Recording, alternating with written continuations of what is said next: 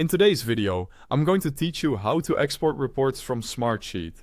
By the end, you'll be able to quickly download your report in the format you need and share it with your team without any confusion. First, open Smartsheet and sign into your account. From the Home or Sheets tab, locate the report you want to export. If you have many items, use the search bar or your favorites to find it faster. Go ahead and open the report. Before exporting, take a quick moment to confirm that everything you want is visible.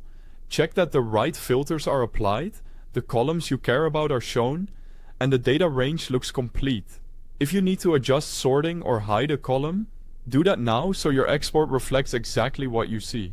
By the way, if you're new to Smartsheet or need access, I've placed a link to the Smartsheet website right at the top of the description so you can get to it quickly. With the report ready, move your cursor to the top left and click File. A drop-down menu will appear. From there, choose Export.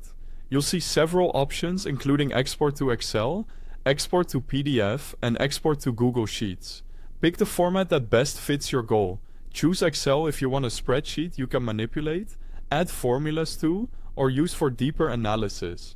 Choose PDF if you need a clean, fixed layout that's easy to print or share without changes. Choose Google Sheets if you prefer working in the cloud and collaborating in real time using Google's tools.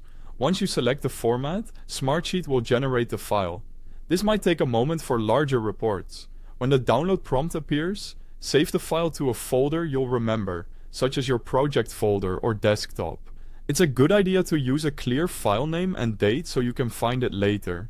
After the download finishes, open the exported file and review it carefully. Make sure all the rows and columns you expected are there, that totals or summaries look correct, and that the layout is readable. If something's missing or a column didn't come through as intended, go back to your report in Smartsheet, adjust the filters or visible columns and export again. That's all there is to it. You've successfully exported your Smartsheet report and verified the results, so you can share or archive it with confidence.